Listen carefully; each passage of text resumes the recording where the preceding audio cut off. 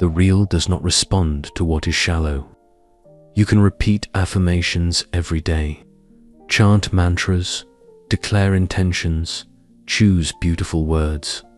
But if the vibration is empty, nothing moves. In ancient times, words were not used to express, they were used to create. They did not describe the world, they shaped the world. And there was a secret among the initiates. Certain sounds were not meant to be understood. They were meant to unlock frequencies. According to a hidden myth from ancient Egypt, Thoth, the Lord of Time, Writing, and the Invisible hid 3 words, 3 keys that were not meant to be spoken, only awakened. He engraved these words in stone, and then sealed them in the only place no one would look, inside the human body. Maybe that's why, even when you speak with faith, there is something that doesn't respond, because you're using the wrong language to access what is sacred. But today, you will remember the language that doesn't come from the mind. It comes from the vibration that only silence reveals. Have you noticed that some words don't get lost over time? They just change places. They leave the books, disappear from rituals, and begin to inhabit a more intimate space. The subtle field between emotion, symbol, and sound. In various spiritual traditions, the power of language was never tied to intellect. In Egypt, the priests called it word life, sounds that carried intention, not explanation. In Kabbalah, the name that moves worlds could not be spoken by anyone not aligned with their own essence. In India, the idea of Nada Brahma sound as the source of creation indicated that the entire universe vibrates at a verbal frequency. But in none of these systems was language used as we use it today, to argue, to take a stand, to compete for attention. These peoples knew that the word was not a tool of persuasion. It was a spiritual technology. And, according to ancient Hermetic manuscripts, Thoth understood this technology as a path of return. Each sacred word was a vibrational key that opened portals of consciousness. It was not about belief, it was symbolic precision, but something happened. Language, which once served the sacred, was domesticated. It became an instrument of the ego. We stopped using words to create and started using them to control.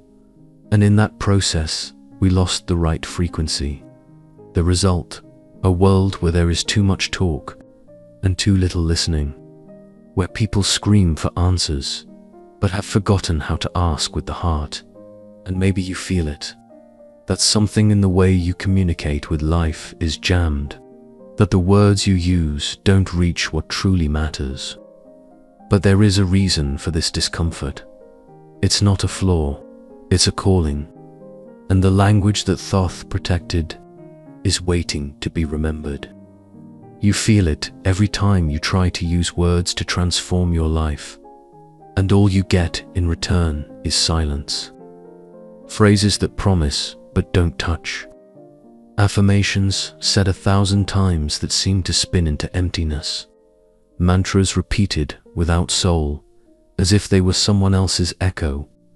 It's as if you're speaking to the universe using a language it no longer recognizes, and no one speaks clearly about this. That the language we use to heal, to co-create, to awaken is contaminated. Not by error, but by excess. Excess of formulas, of repetitions, of concepts that have lost their substance. Words that no longer vibrate because they've been emptied by automatic use. You can say love, but if that word doesn't find a real field within you, it's nothing but sound. You can repeat healing, but if your body doesn't respond, it doesn't penetrate. This is the invisible conflict. We're surrounded by words, trying to explain what can only be evoked, and that's why so many are tired, exhausted from seeking transformation through expressions that carry no real energy. We are trying to access the invisible with tools shaped for the obvious, and in that effort, without realizing it, We drift away from the language that operates in the field where symbol, sound, and emotion intertwine. The language that is not repeated, it is accessed. And maybe that's why you feel something is still turned off. It's not because you're doing it wrong. It's because you're using the right frequency with the wrong word. But the right word cannot be found through effort. It comes like a memory that was never named. That's how it was with Elian. He wasn't mystical, nor devout. He was just another restless body, trying to understand why so many sacred words felt hollow. For years, he studied everything he could: books, practices, retreats. But no matter how much knowledge he accumulated, he felt something remained out of reach, as if he were trying to decipher a language with swapped alphabets. Until one night, he dreamed.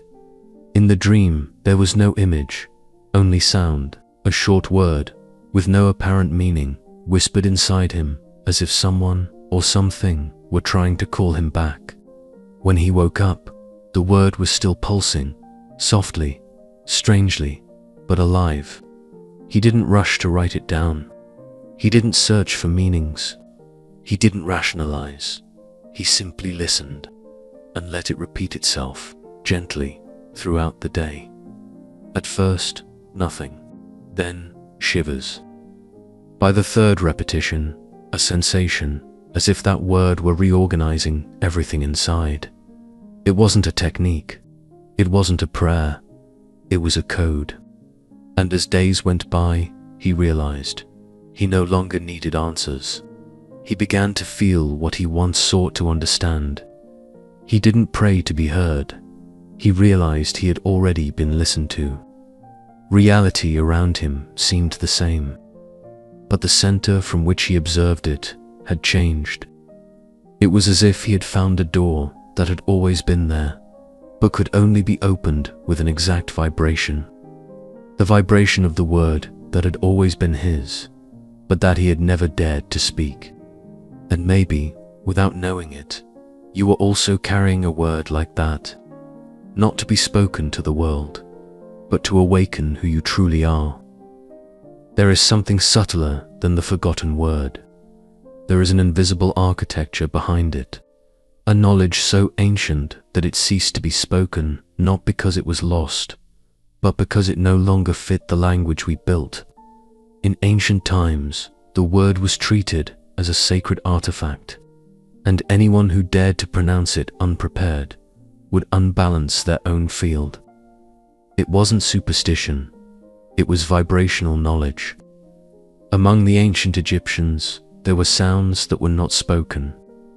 They were evoked with contained breath, in rituals of absolute presence, because they knew a single phoneme emitted with intention, in the right state, could alter the order of an inner reality. That was the function of the primordial language, not to translate the world, but to activate the invisible. It wasn't about forming sentences. It was about emitting the sound that condensed the symbol.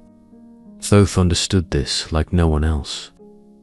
That's why, when he saw that humanity was beginning to use words as ornament rather than frequency, he encoded certain combinations of sound and vibration that could no longer circulate freely. He sealed what was meant to be discovered from the inside out, and he gave the human soul a riddle. When you are ready, the word will come, and it won't come as an idea. It will come as a response from the body. In the temples, there were practices where one would stay silent for days, just so that a word could be born without noise. The initiates didn't learn the words, they became vessels for them to emerge. A word was only legitimate if it made you tremble inside, if it reorganized the being from the inside out. It's no different from what happens when an ancient symbol touches us. Something recognizes, something vibrates.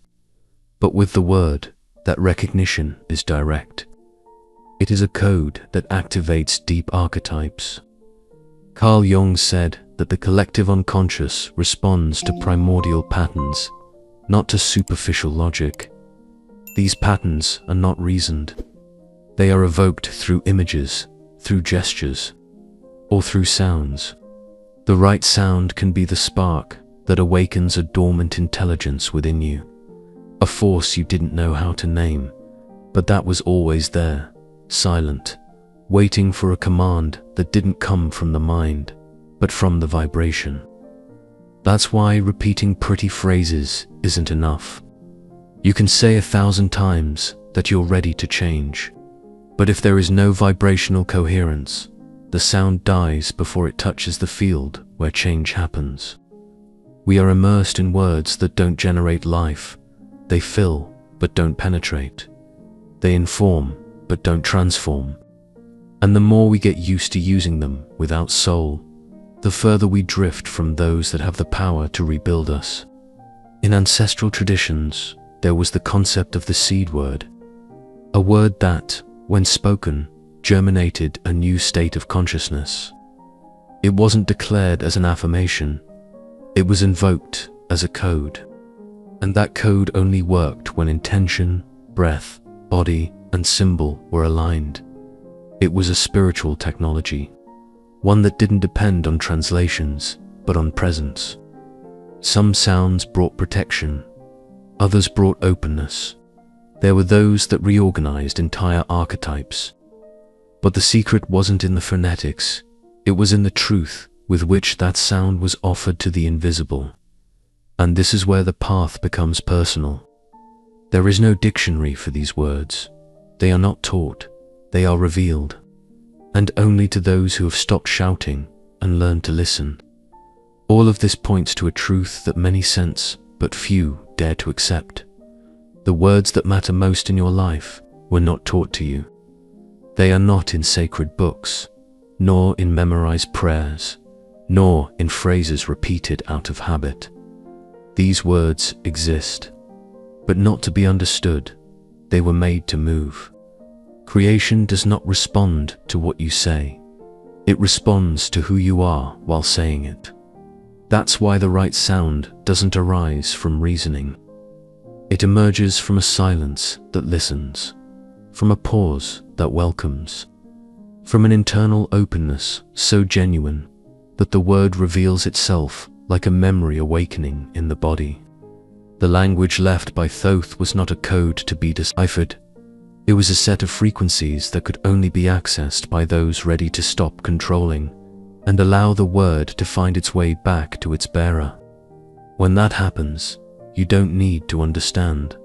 The body responds, the breath shifts, the mind quiets effortlessly, and something deep inside realigns. It is in that instant that the right word does what no other could. It opens, not a portal outside, but the center you had forgotten.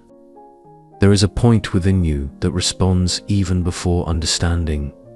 That is where the true sound operates, not in the field of ideas, but in the living structure of your being.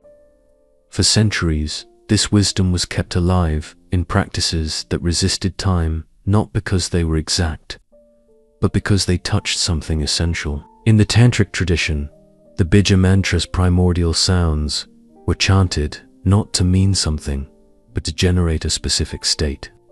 They did not explain. They reconfigured. In mystical Kabbalah, the secret names of divine forces were considered portals. But it wasn't enough to know them.